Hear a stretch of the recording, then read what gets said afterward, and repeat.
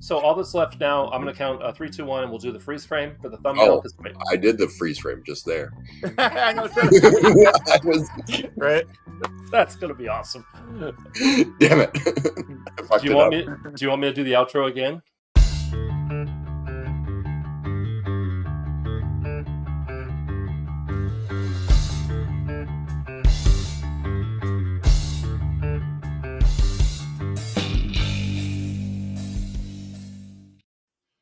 Welcome to Room 6, the channel dedicated to local music wherever it may be found and the people that make it, including me and my guests. And my guests are yet another TikTok find. I just have had a slew of them. I don't know what it is. If you know somebody that you see on TikTok, you're like, hey, Josh should interview them. Send them my way. They are a family band, mostly formed in 2023 out of Minnesota, don't you know? And they're known for passionate music that infuses ambiance with their own brand of pop rock. Please welcome to the channel, Bullets and Butterflies. Hi, guys. Hello. What's up, everybody? We got a nepotism band here. We were talking about that earlier. That's awesome. So, welcome to the party. And if you want to be like Bullets and Butterflies, be featured on the channel, whether reviewed, interviewed, or both, hit me up using my email address down below or by clicking the Room 6 social media link. That's where you'll find all the things I'm up to online, ways you can support the channel should you so desire, such as room6.shop for merch. And oh, what the heck, go ahead and click the like, share, and subscribe buttons. It all helps, and a thank you. And that's my YouTube spiel out of the way. So, if you don't know, you got to do it. If you don't know who Bullets and Butterflies are, Subscribe. thank you. If you don't know who Bullets and Butterflies are, thank you for watching. Go ahead and tell them who you are and what you do in the band and who we're missing. Who's going first? Sugar, go ahead. I am AJ Sugar. I play the bass guitar. All right. Wally Joseph. I am a guitar player and backup vocalist. I'm Josephine Marie, and I am the lead singer. We are missing our lead guitar, Christopher Shara, and our drummer, who is also named Chris, ironically, but Chris Morley. Oh, yes, I forgot there was actually another Chris involved. Yes. Oh, multiple. yes. It Always gets nice. confusing, I swear. Yeah. Right on. Well, right off the bat, I want to go ahead and say stick around. We're going to be seeing kind of a live lyric musical video from them after this interview. And what's the song that's for? We have a lyric video for Hey Rose, one of our songs off Full Circle, our new record that just dropped. There you go. And if the band is nice enough, maybe I'll go ahead and do a review video of that that new drop. Love that. That'd be wonderful. Yeah. So subscribe. What the heck? Stick around. We're going to see that music video for Hey Rose. Hey Rose. Rose. Okay. So I want to start off with one of my usual interview questions. OG Room Sixers know what's coming. I want to talk about your earliest musical influence. And by that, I mean, do you remember a moment where you said, I want to do that? Well, Anybody? I mean, the group started off as myself, my sister, and my dad, Wally. And we really started off as wanting to make it a big family project, grow us closer and keep building on that. Eventually my sister ended up dropping out, which God bless her, she's got other plans, and that's completely okay and understandable with both of us. But we've continued to build and created it as Bullets and Butterflies, and have kept going up from there. My personal biggest influence, obviously, is my dad, which is huge. I mean, I've had the best influences, and even one of the old bands that Mr. Sugar was in, Vaudeville. That's what I grew up around and what I grew up listening to. So that's really helped build on me as an artist. But yeah, a lot of the local, Minneapolis, St. Paul scene has been a lot of my building blocks as an artist. Next batter up. There we go. Yeah. Sorry, our phone keeps cutting in and out. Yeah, the internet's shoddy here. It's yeah. But yeah, I guess for me, I grew up in a very musical family and stuff. Grandma was an opera singer. My dad was a jazz drummer, so it's Wow. like I've always been around it myself. So I fell into it, listening to a lot of Beatles, a lot of Pink Floyd. Um, but I think like the performance end of it for me was never really the biggest thing. I just like big epic albums. Dark Side of the Moon being like one of my favorite albums ever. Yeah. And just the way it flows and the way it, to me, it presents. And granted, I made my name in the industry in a heavier rock band, not metal, but a rock band. And but to me, Dark Side of the Moon is like one of the heaviest albums that I've ever heard. Just sonically, it takes you so many places, and that's kind of what did it for me right there. Was that I want to be able to maybe not necessarily replicate this sound, but figure out a way to make my own imprint on what's out there right now. And it's kind of been my thing ever since. So, I don't like to say that we're always influenced by a lot of things and stuff. So, we'll hear a new Stone song. Temple Pilots, Well, Linkin Park, yeah, they've all been huge yeah, for us you'll as hear something well. every day that might influence you to write something or spark something or whatnot. So, but I think just sonically, like big ambient tones, even going to Massive Attack or, Lamb of God, for crying out loud, just whatever it might be, just something. If it has good melody, a good thickness to it, and takes the listener in a million different directions, I love it. Nice. Is that thick with 5 C's? What was that? Thick with Is 5 that C's. Yes, yes, yes, it is. All the thickness. Wait, is Yeah. there any I other love That's thing? pretty it. good. I like it. I like it a lot. Nice. Mr. Sugar. We're gonna use that now. Keep it. I guess my music influence I feel like was more late bloomy because I definitely grew up listening to like country and like pop music, and then it was somewhere like junior high school. I was digging through my dad's old cassettes and I found Led Zeppelin 4, and I just threw that in and I was like, wait a minute, this is actual like music like that does something, which is awesome. And some of it just kind of went from there. I started learning guitar, then ended up moving up to Minneapolis and found Vaudeville, the band Josie mentioned earlier that Wally produced, and started playing with them. That did what it did, and then we had all these connections, and roundabout full circle thing. Found our way back together here with Wally and Josie and Chris and all that stuff, and that's how I kind of ended up here playing music. Right on. And from there, how many, like, you guys have been together for, a couple of years now as Bullets and Butterflies. Where did the name come from? Oh boy, thinking of band names is always the worst thing.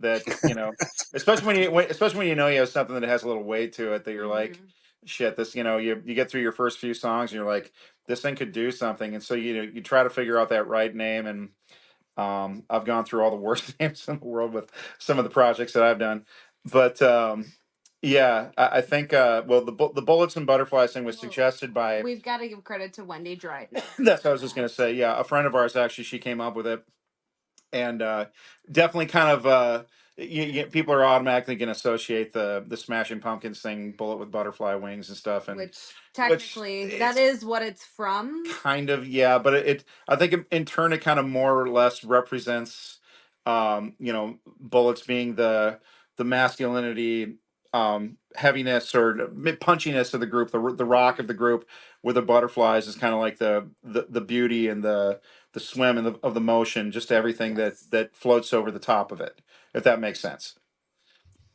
Yeah, So it's definitely. kind of, yeah, I think it really describes the band, It's like a nice sound very little well. hodgepodge Yeah. because we have a lot going on. There's always a lot of emotions. There's a lot of things going on internally, externally, through our music, through our personal lives, where it's like, there's beauty in the bleeding. You've Mhm. got a lot of things going on, so it Ooh. represents us very well.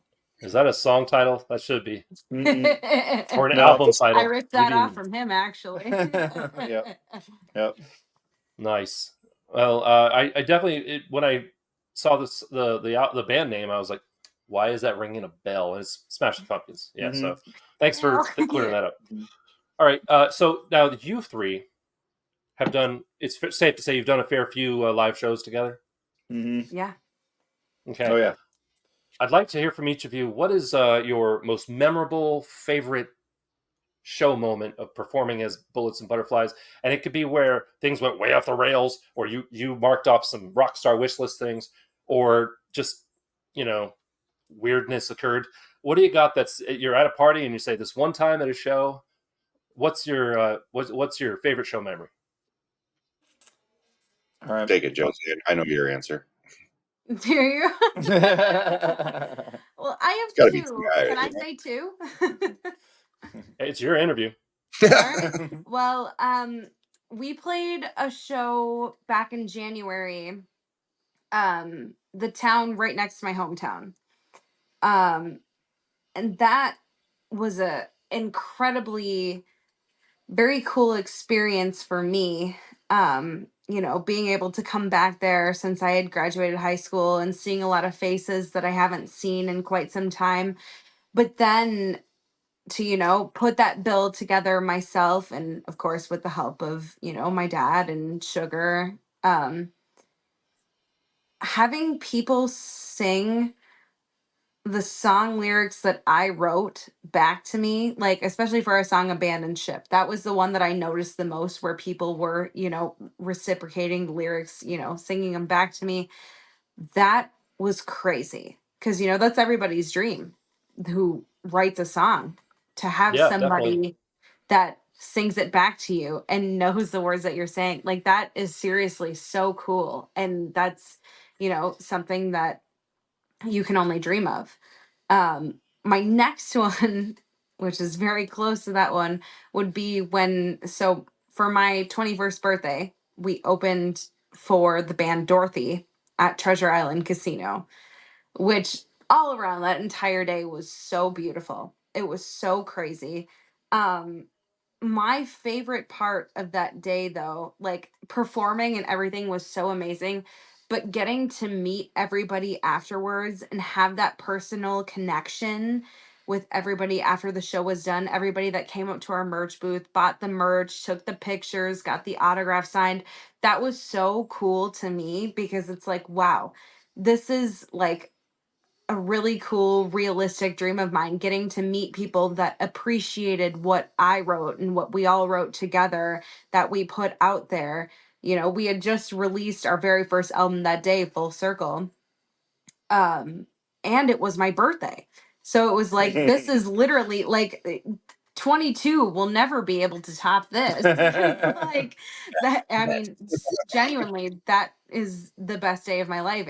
It was crazy. It was so cool to just, see and especially like that was an all ages show so to see like the younger kids and everything like come up to me all nervous to take a picture with me and talk to me. It's like, oh my gosh, I just want to squeeze you and keep you because this is so incredible. Like I it's more than I could have ever dreamed of. It was amazing. That's awesome. Yeah, that is Mhm. definitely one of those rock star wish list moments, and it's better that you want to squeeze them than say AJ. I'm a bad influence on children. I'm a bad influence. Squeeze or no that squeezing. was that was wonderful. That was incredible. All right, gentlemen. Yeah, no, like both of those shows Josie mentioned obviously were incredible, but just to like, keep it different and whatever, like one of the last shows we played was down in Iowa, close to one of my hometown, and it's like the complete opposite because Treasure Island, there's 2,000 people watching us, and then we went and played this hole in the wall in Iowa. Shout out to the Octopus Bar. Um, but when you cram 50 people into a tiny little venue and everybody's there to see the show and to have fun, like stuff like that is just like super punk rock. And like I love a good show like that, like seeing people that my friends from high school and stuff that I hadn't seen in forever, and tiny stage, we're all just up there together doing our thing, like, so I'd put stuff like that up on my fun shows list too. Yeah, I would say Yes. the one that got me the most was we did one in St. Paul at this place called Midway Saloon, and Shoddy PA. I mean, the whole venue is just not conducive to the kind of band that we are. And you maybe had a couple floor monitors that kind of worked, and nothing for microphones or nothing for, like, it was so bare bones. And we travel with a mixer and all our own production if we need it. For those of us who have And married to a clique, it's a nightmare. yeah. But for us, it was, and the venue maybe had, like, 30, 40 people in it, and nobody really knew who the hell we were. It was one of our first shows, maybe our second show ever. And getting up there and banging through the set. I think we did like a 45 minute set that night. And everyone's attention, there were several bands on the bill, and everybody's mostly at the bar drinking, having a good time, and that's cool. Music was a background thing to them for the most part of the night. And then we go up there and do our thing, and every eye is focused and fixated on the stage. And that's when you know that you've got them, especially from start to finish. Like, nobody took their eyes off what the hell we had going on. And I relate that back to a situation that from my band, then when we first started our touring back in, this is early 2000s, and we played a place called Zach's in Seattle across from the Space Needle. And it was a punk bar, and my band was a rock band. Like, it didn't fit at all. I wasn't sure if we were gonna get the living shit kicked out of us or whatnot. And I mean, I was Not fearful of that. my life, and we literally did the same thing. I mean, it was and that bar was pretty packed. There was, it only holds probably like 150 people, and there was maybe like 100 people in the bar, but and nobody knew anything about us or whatnot. But from that first chord that we hit, just seeing the look of everybody in the room, and every head turns, goes, what the fuck are we just watching right now? And it was the same feeling that I got with that. And that's the coolest thing in the world right there, when you can grab a complete stranger and get them to pay attention and get them to give a fuck about the whole thing. That's what it's all about for me. That's where it really kicks ass. Hell Very yeah. cool. Yeah, yeah. I've had that moment where I've been the singer of an indie rock band, and everybody else in the band was punk. Like, we were sandwiched between two very punk bands, and Sure. it was like and you're playing like a house party, and it's very obvious that everybody there is there for the other acts, Yep. and the audience is just like, get off the stage. Mhm. Meanwhile, when you play your music, the bands are totally like into it and moshing and everything, and you're like, well, at least we got 8 people to like this. Yeah. So yeah, I've been there, done that. Hmm. But my favorite thing to do when I was fronting a different indie rock band, um, was I would wear like the like the Cookie Monster or some funny shirt, Hmm. like like a college student would do or whatever. But Sure. I would be wearing not. We would be doing shows where there's like metal, like face paint metal, and there's hardcore punk on the bill, Yeah. and we would be doing our indie rock. But I'd be in the crowd, surrounded by a sea of black and safety pins, and Yep. and Yep. the uniform, and I'm looking around going, I'm the most metal fucker here. And then every Yes. single time I Yep. loved it. I Yep. loved it when I would see their heads turn and watch me as like, excuse me, and I'd head to the stage, and then we'd proceed to get a round of applause. But I always loved that. It's just like, so you all coordinated. Well, dude, it's funny because a lot of the friends of mine that over the years or whatnot have moved down to Nashville, who are some of the most exceptional players you've ever met in your life, that do country now. They're all metalheads. Mm-hmm. Oh They yeah, they all grew up on Slayer and Anthrax and Megadeth and yeah. The Testament and, technical, like, the yeah, yeah, this all the good shit. And yeah. but now they're playing for, freaking, Playing Brett. out on Broadway, Yeah. playing your Hey, basic, But good but on them. but but a lot of them though Yeah, are playing in big nationals and stuff too now.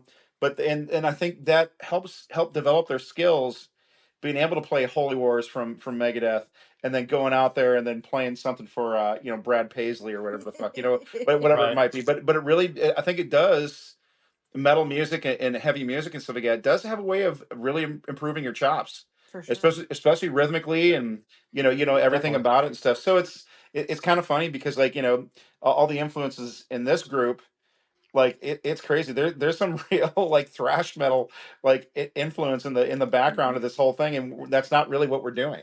But it's definitely helped us write better songs and write Absolutely. things that are more interesting versus a four chord shit fest. So yeah, I don't know. I mean, Yeah, right. if you want to call it that, you know.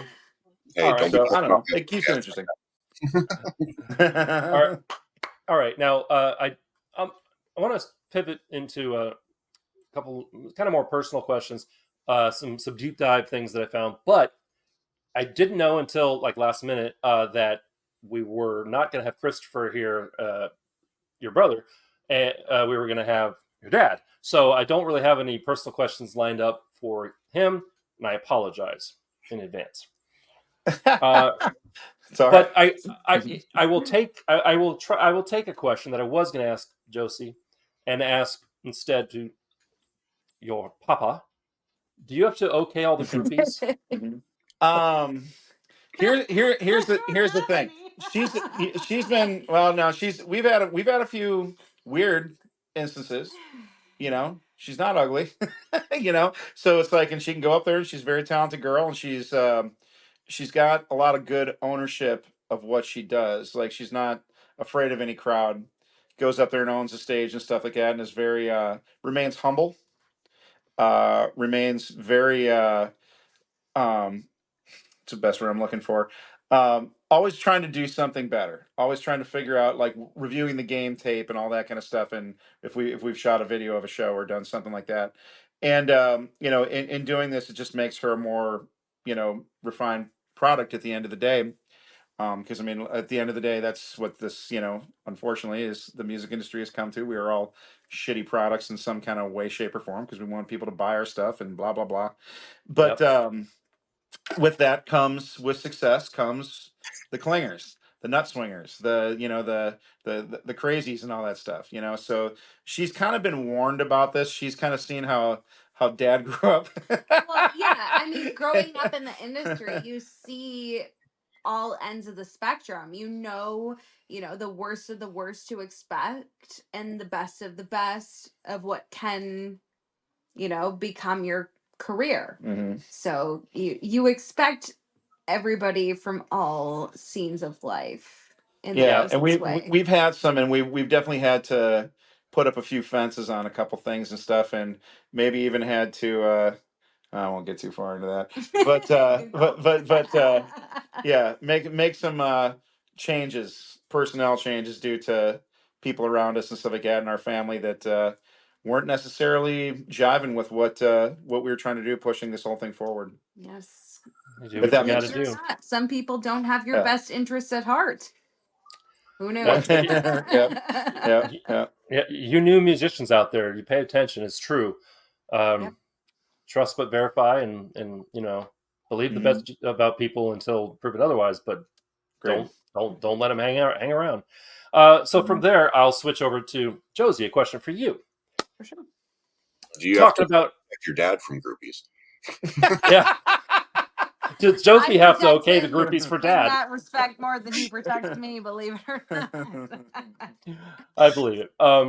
So talking about the music industry, and it can feel like a competition. I wanted to know, Josephine,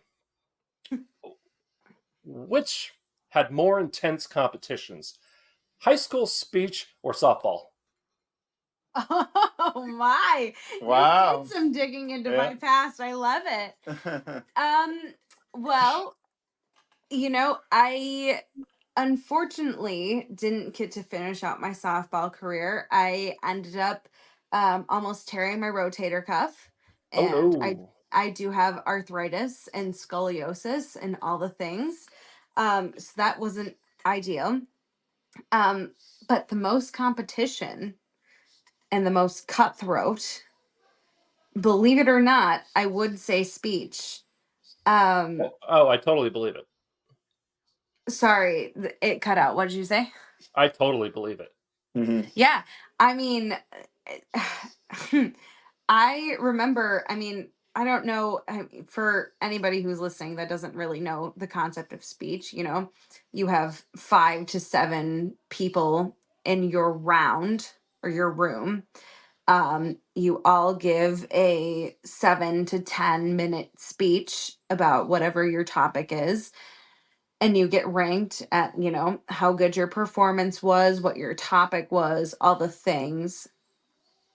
And that's intense. I mean, public speaking is a lot of people's biggest fears. I thrived off of it. I love public speaking. I enjoy everything about it. I um, guess I deep down knew that that was something that I was going to have to do for the rest of my life. So I really paid attention and learned to the best of my abilities. I mean, I went to state, I did, all the things, which is a big deal in that community.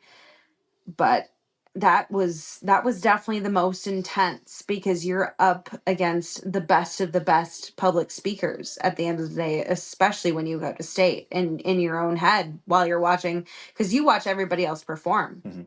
So in your own head you're like, wow, these people are substantially better than me. How am I supposed to get up in front of this large room or audience and do better than that? I mean, it's a very big mental game. So I would say definitely speech was the most competitive for myself. It wasn't until right now that I didn't realize. When I was a kid, I went through a Toastmasters course, which is kind of public speaking thing, Sure. and it occurs to me that really helped me also with the whole getting yourself ready to perform, or to um, be in front of people and be confident, at least appear confident. But yeah, the whole imposter syndrome thing, we all feel it. Everybody does. Don't let anybody tell you that otherwise. All right. And for me, it's always until I hit that first chord or sing that first lyric and everything kicks into like auto play, then I'm good. But it's until you get that first one out, and Yep. the second one follows. So, all right, AJ. I'm gonna say hopefully the second chord follows. Yeah, right. So, AJ, I have a question for you. Yes, sir. AJ. We have a couple more questions, and then we're going to be seeing that music video for High Rose. Hey, Hey, Rose. Heroes. Hey, Rose. Sorry. Mhm. Wow. Sure. Let me make a note. Okay. So stick around for that, and there'll be a title card. I won't have to remember. All right. Now you're also a father, right? I have 3 fur babies, but I have no children. And me. Well, and Josie. That's weird. I have a note here that you had a kid No. who did music. That's me. Weird. All right then. Never mind. That being said, since you're, I guess the only no, that's not true. You have another non-family member in the band as well, but the only non-family member here. I want to know your family. Are they musical at all, or are you the outlier? I want to say outlier-ish. Like my brother plays guitar, but not like active or like out in the wild per se. Does drums and stuff too, but otherwise, I think I'm basically the only one doing anything particularly musical in my family that I can think of. So, All righty then. I guess Let's go. my cousin's got a band, I guess, and he does some stuff, but yeah, otherwise not a whole lot. Mama Sugar loves the fashion aspect of it, though. Nice. So then, let me ask you a follow-up question. Does Bullets and Butterflies ever get played on KZOW? We do actually. I emailed all of our new stuff. That's my college radio station, KZOW 91.9, the Rock of Waldorf College. I love I almost Waldorf. remembered the phone number, if I'm honest, 641. I don't know, but anyways, but I did send them all of our music, and they're super supportive. Like my old professor, he's awesome. His kid actually lives up here in Minneapolis now, and I've seen him a couple times around. But I've sent them all the tracks. Like they still spin that stuff down there, so they're awesome. Waldorf I love came to our Treasure Island show. That's right. There was like a group from Waldorf from my college at Treasure Island, not because I was there, just like was randomly there. I And it had was 5 or super 6 new followers on Instagram because of Waldorf College coming there. Right on. It was so awesome. More than one person had that. Is that AJ? We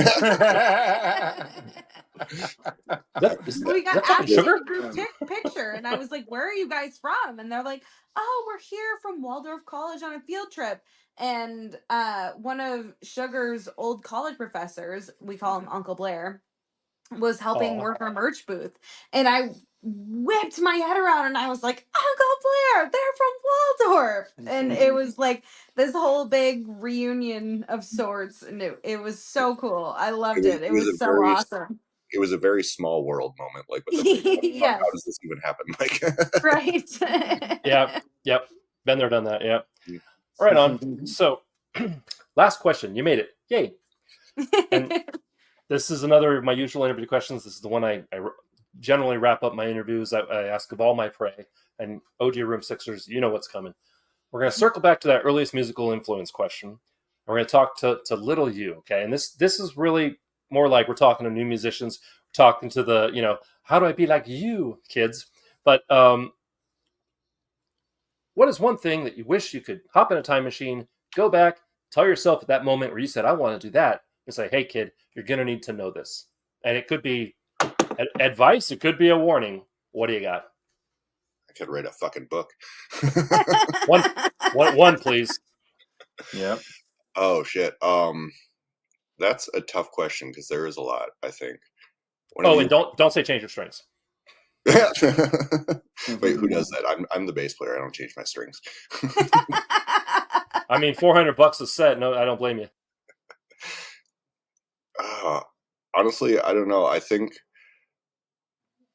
I would tell myself or anybody doing it, like, and this is like hindsight, start as early as you fucking can and just play and play and play. Like, don't miss a fucking moment. That'd be my thought. Next. Right. Next. All right. I would say do this because you love it. Don't do it because you're trying to get laid. Don't do it because you're trying to get popular. Do it because it does something for you emotionally, psychologically.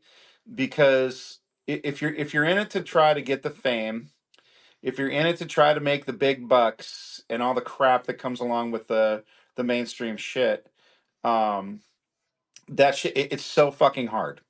It is so hard. Pick up that guitar because you want to feel something, because you want to give something to the world. Write that song because it's allowing you to express something. It's allowing you to get something out there that maybe somebody doesn't know about you.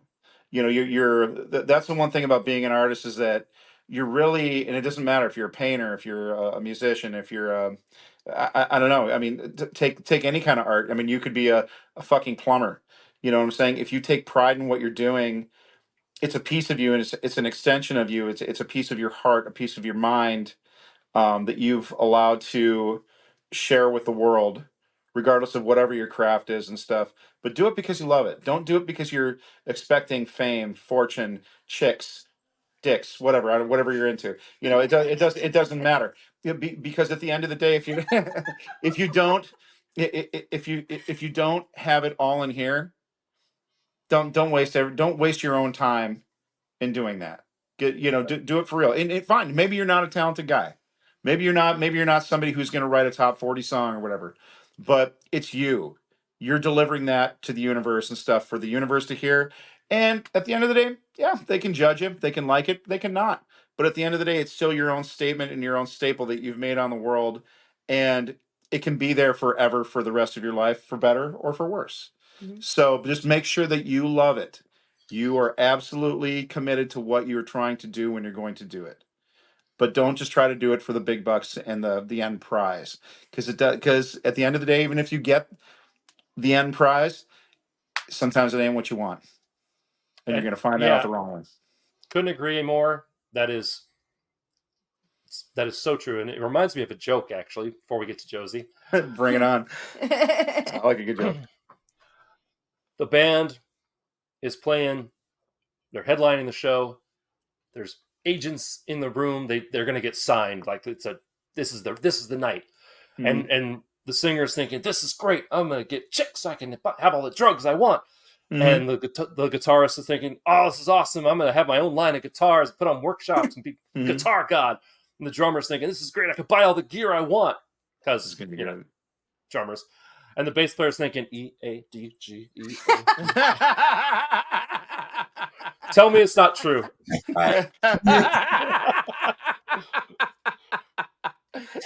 Well played, sir. I like Sugar, I love you so like much. Fucking bass players. Really good. All right, I Josie, love take it. us home. I love it. Well, okay. See, my perspective is going to be quite a bit different than both of theirs. That's what I love about this question. You know, I'm still very young in the industry and very new. I mean, I've been around it my entire life, but I've never been this involved since, you know, the past couple of years. Honestly, I wouldn't change a thing. We've been through a lot of roller coasters personally and externally. Um, but it's all built us and has made us grow in a way that if we hadn't gone through the hardships, we wouldn't be who we are now. And it wouldn't be as tight knit and as close bonded as it is now if we didn't have those things. You know, I'm a very firm believer that, you know, growing pains is a big thing. The bigger you get and the more you grow, the more hardships that you're going to endure. And um that builds you as a person, as a band, as a family. I mean, I'm the luckiest girl in the world. If I hadn't gone through what I had gone through, you know, my whole life growing up in the industry, I wouldn't have what I have now and I wouldn't trade it for the entire world. I am so lucky and I am so grateful and I love the group of people that I'm surrounded with. I mean, our band is very tight knit. We're very close. We're a family. We really are a family and I'm a firm believer that you choose your family. I've chosen my family. The people that are our friends, our industry friends, you know, our friends outside of the industry, we're all incredibly close as well. I mean, I have such a loving and tight knit group around me that I wouldn't give away for the world. I'm so lucky. So I wouldn't change a thing. I wouldn't tell my younger self a thing. Just that you're going to get through it and you're going to be so happy. Just wait, because you're going to be so happy and you're going to be so grateful. I couldn't say it any better. So thank you very much for watching. Thank you for being on the channel. Stick around. We're going to see that music video for Hey Rose, and then we'll catch you in the outro. In the meantime, we'll temporarily say goodbye. We'll see you in a minute. God bless. We love you.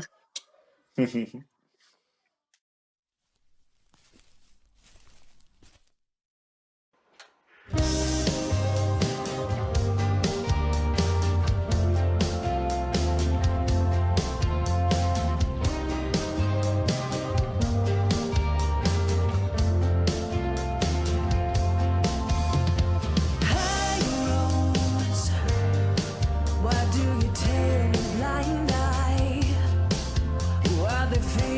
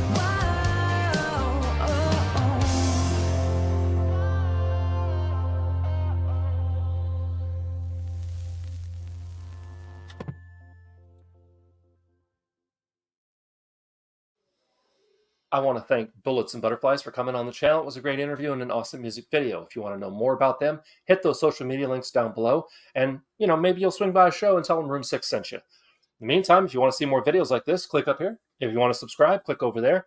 Ring the bell. You know the drill. And if you want to hear my own music, click over there. Remember to be amazing, and we'll see you next time on Room 6. Say goodbye, guys. God bless. We Goodbye. love you. Thank you. Ba-da-ba-ba-da-ba. Really? None of you?